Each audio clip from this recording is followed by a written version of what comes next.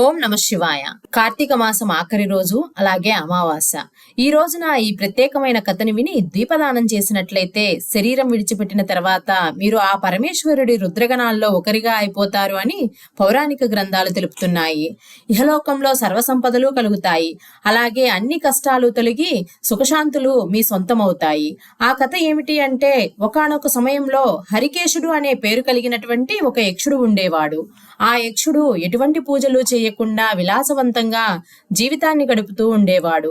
అయితే నారద మహర్షి ఆ యక్షుడి దగ్గరికి వచ్చి, కార్తీక మాసం చాలా పవిత్రమైన మాసమని, కార్తీక మాసంలో ప్రతిరోజు కూడా దీపాలు వెలిగించుకోవటం, శివాలయ దర్శనం చేయటం, కార్తీక మాసంలో ఆఖరి రోజు అంటే 30వ రోజున దీపాలు వెలిగించి ఒక మారేడు ఆకు మీద కానీ, ఒక జిల్లేడు ఆకు మీద కానీ, ఒక ఉసిరి ఆకు మీద కానీ దీపాన్ని ఉంచి వెలిగించి ఆ దీపాన్ని దానం ఇవ్వటం ద్వారా పరమేశ్వరుడి అనుగ్రహం వల్ల రుద్రగణాల్లో చేరేటువంటి అద్భుతమైన యోగం కలుగుతుంది అని చెప్తాడు.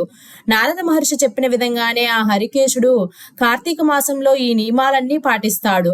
ఆఖరి రోజు ఇలా ప్రత్యేకంగా ఈ ఆకుల మీద దీపం ఉంచి వెలిగించి ఆలయంలో ఆ దీపాన్ని దానంగా ఇచ్చాడు. అందుకే మనకి పరమేశ్వరుడికి సంబంధించిన నమక చమకాల్లో కూడా నమకంలో ఒక మంత్రం ఉంటుంది. నమో హరికేశాయోపవీతినే పుష్టానాం పతయే నమో నమః. ఆ మంత్రంలో ఉన్నటువంటి హరికేశాయోపవీతిని అనే చోట ఆ హరికేశుడు ఎవరో కాదు, ఆ యక్షుడే. ఆ యక్షుడు కార్తీక మాసంలో 30వ రోజున ఇలా దీపదానం చేయడం వల్ల శివుడి దగ్గర ఉన్న రుద్రగణాల్లో ఒకటిగా అయిపోయాడు.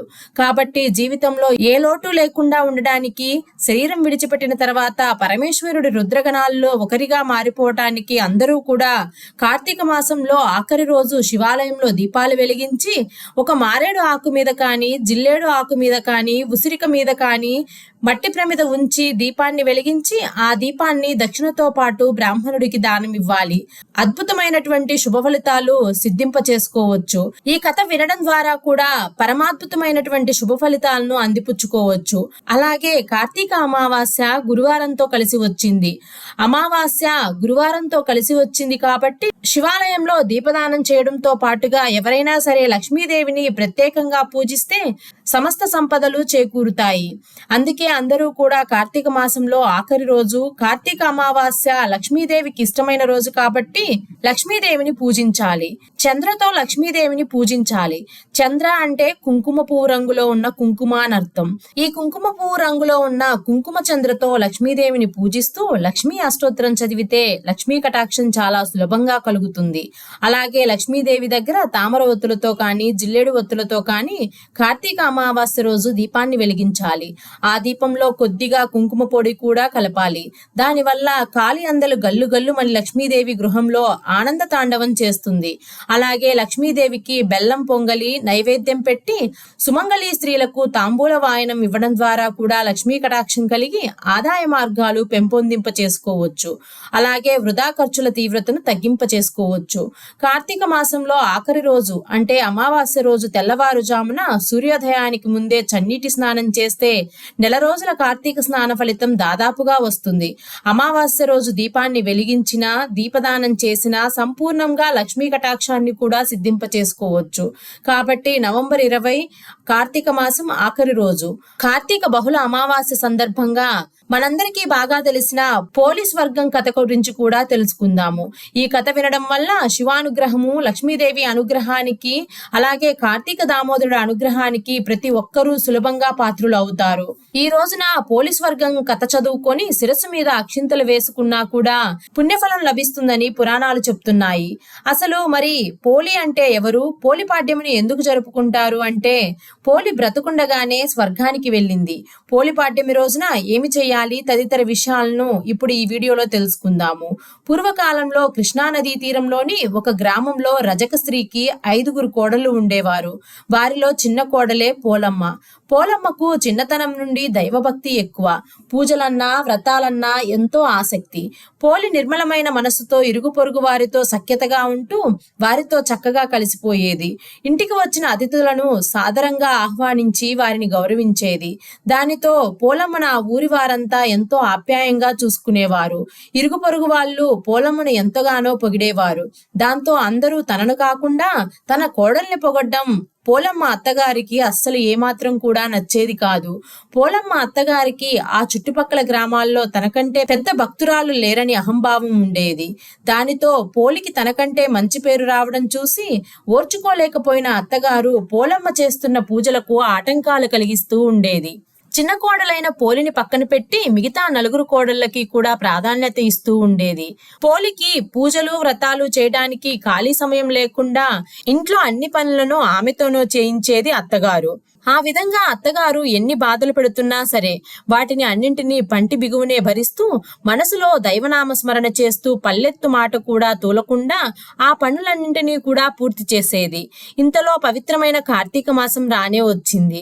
పోలమ్మ అత్తగారు పోలిని ఇంటి దగ్గరే వదిలేసి తెల్లవారుజామునే తన నలుగురు కోడళ్లను తీసుకొని కార్తీక దీపాలు వెలిగించడానికి నదికి వెళ్లేది. ఇంటికి వచ్చిన తర్వాత ఆ నలుగురు నేను ఇంత పూజ చేశానంటే నేను అంత పూజ చేశానని పోలి ఎదురుగానే అత్త మిగతా కోడళ్ళు ఎంతో గొప్పలు చెప్పుకుంటూ ఉండేవారు. వారి మాటలు విన్న పోలమ్మ తన మనసులో భక్తిని ఆపుకోలేక అత్తగారి దగ్గరికి వెళ్లి ప్రతిరోజు వేకువజామునే నేను కూడా మీతో పాటే నదికి వచ్చి కార్తీక దీపం వెలిగిస్తానని అడుగుతుంది. దాంతో పోలి మాటలు విన్న అత్తగారు పోలిని కసురుకొని నీ మొహానికి పూజలు వ్రతాలు కూడానా? నీ బ్రతుకుకి ఇక నుండి పూజ లేదు, పునస్కారం లేదు, నోరు మూసుకొని ఇంట్లో పడుండు, ఇంటి పనులన్నీ చెయ్యి అంటూ పోలిని మందలిస్తుంది అత్త.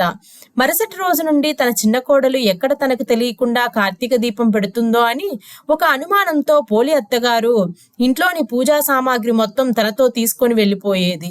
పోలి మాత్రం దైవం పట్ల నమ్మకం ఉంచి కార్తీక దామోదరుణ్ణి మనసులో తలుచుకుంటూ తన పనిని తాను చేసుకునేది.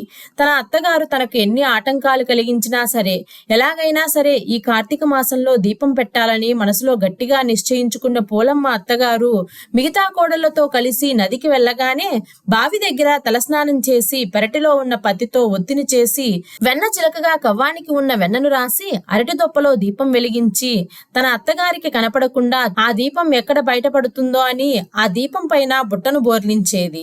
అలా పోలమ్మ కార్తీక మాసం నెల రోజుల పాటు నిర్విఘ్నంగా దీపాలు వెలిగించింది. అలా కార్తీక మాసం ఆఖరి రోజు రానే వచ్చింది. ఆ రోజు పోలి ఎక్కడ పక్కింటికి వెళ్లి దీపారాధన చేస్తుందో అని అనుమానించిన అత్తగారు పోలమ్మ రోజువారి పనులే కాక వేరే పనులు కూడా అప్పగించి మేము తిరిగి వచ్చేసరికి ఇవన్నీ పూర్తి చేయాలని గట్టిగా హెచ్చరించి తన మిగతా కోడళ్లతో కలిసి అట్టహాసంగా నదికి దీపాలు వెలిగించడానికి వెళ్ళింది. తన అత్తగారు తనకు చేయలేని పనులు అప్పగించినా సరే ఆ భగవంతుడిపైనే భారం వేసి ఒంట్లోని శక్తిని అంతా కూడా కూడదీసుకొని వాటిని అన్నింటినీ పూర్తి చేసిన పోలి ఆ రోజు కూడా నిర్విఘ్నంగా దీపాన్ని వెలిగించింది.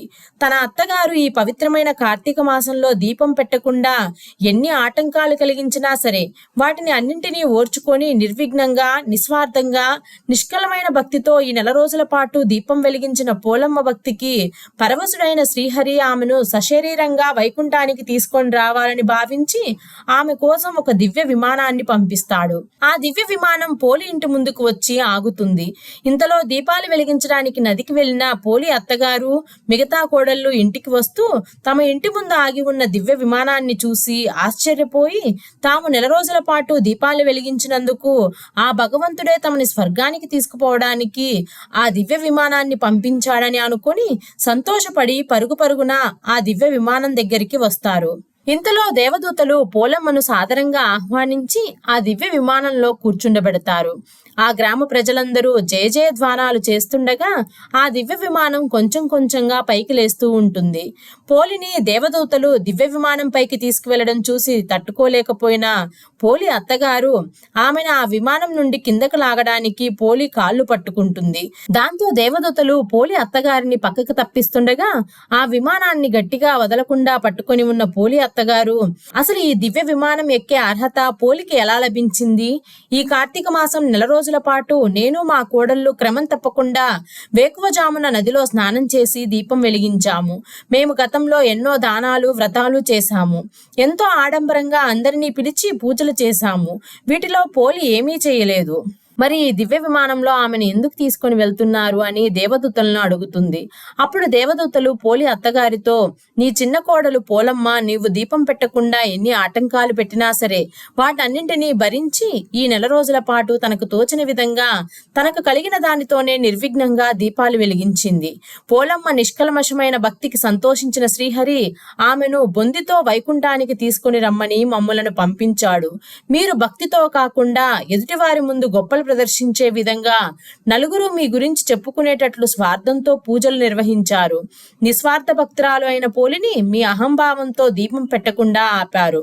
అందుకే మీరు విలువలేని ఎన్ని పూజలు చేసినా సరే మీకు ఈ దివ్య విమానం ఎక్కే అర్హత లేదని దేవదూతలు చెప్పి వారిని పక్కకి తప్పించి పోలిని ఆ దివ్య విమానంలో వైకుంఠానికి తీసుకొని వెళ్తారు. ఇదే పోలీస్ వర్గం కథ. పూజలు వ్రతాలు చేయడానికి ఆడంబరాలు అవసరం లేదని నిర్మలమైన మనసుతో ఆ భగవంతుడికి తులసీదళం సమర్పించినా సరే ఎన్నో రెట్లు పుణ్యఫలం లభిస్తుంది అని పోలి కథ ద్వారా మనకు తెలుస్తుంది.